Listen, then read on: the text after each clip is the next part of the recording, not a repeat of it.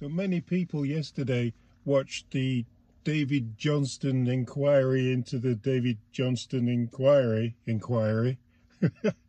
And you've got some things to say. Here we have Paul on the radio. I watched the testimony yesterday, and I came to the conclusion that this is a total fraud on the Canadian people. I don't trust David Johnston. I think he's probably compromised by the Chinese government himself.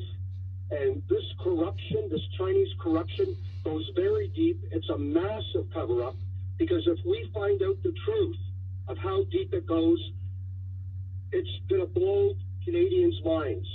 You know, I wish the RCMP would do something, but they don't seem to do absolutely anything. Exactly. Well, we're having trouble with any sort of leadership issues like CSIS. They're having issues there, having issues with the police. The police can't seem to get anything right at the moment, you know, regarding anything to do with Trudeau or any Chinese police stations and stuff like that.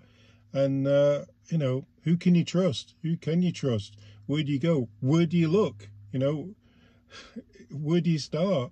Like they say, follow the money. Yeah. If we had the RCMP following the money, we would be very surprised at how many people have been corrupted in this country, how many politicians by the Chinese government. Exactly. You say follow the money, and you got Johnston, who's a member of the Trudeau Foundation. He never even brought that up. He never even mentioned it in the report.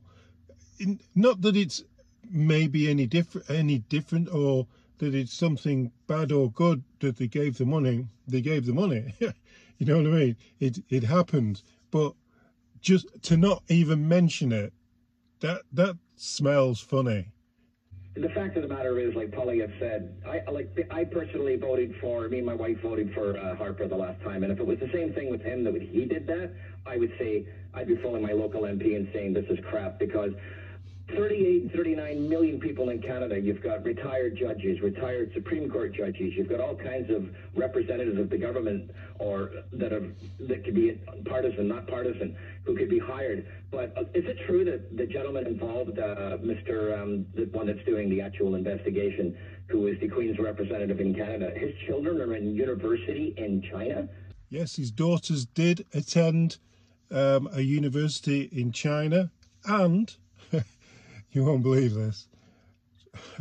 The article's here. You're not going to believe this, right? Johnston is quoted as saying, wouldn't it be wonderful if everybody in Canada could speak Chinese? But no conflict here, obviously, no. Amazing conflict of interest, because you just can't understand how you can hire somebody that is a close family friend and then have him say there's no conflict. What about the fact that he couldn't answer half of the questions straight away, and he needed all that time to answer the questions when he's just written a full report about this inquiry? He should know everything. Everything should be laid out on the table. He should be reading from notes. He should have all the information there. Why does he stall so much on each of the questions? It's an old trick. It's a very old trick. I'll give you a micro analogy. If you're in a room conducting a business transaction, for example, and you need more time to think about the question that's been put towards you, because you don't have the answer that your audience wants to hear, you simply say, I'm sorry, I didn't catch that question. And it gives you more time. Then you can look a bit confused. Then you can claim to implement follow me. You can claim to implement a solution, but it's not. But as you go down the road, it's not exactly right.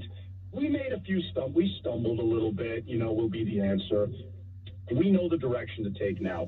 All the while, the little elves in their red hats behind the scenes are cleaning things up. Yeah, it's a classic business tactic, and if you look at it from a little bit more of a macro perspective, that's exactly what they're doing. He is doing exactly what he's supposed to do, which is not deflect, but to buy time to clean up the mess behind the scenes. So personally, I think Jugmeat Singh needs to put on his big boy pants, get out there and just vote no confidence. This is going to go on for a long time, and Trudeau's not going to like it.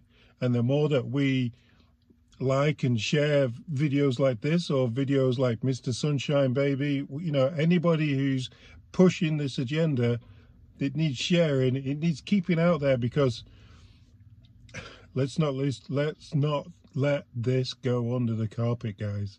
Let's keep pushing and pushing and pushing. Till next time.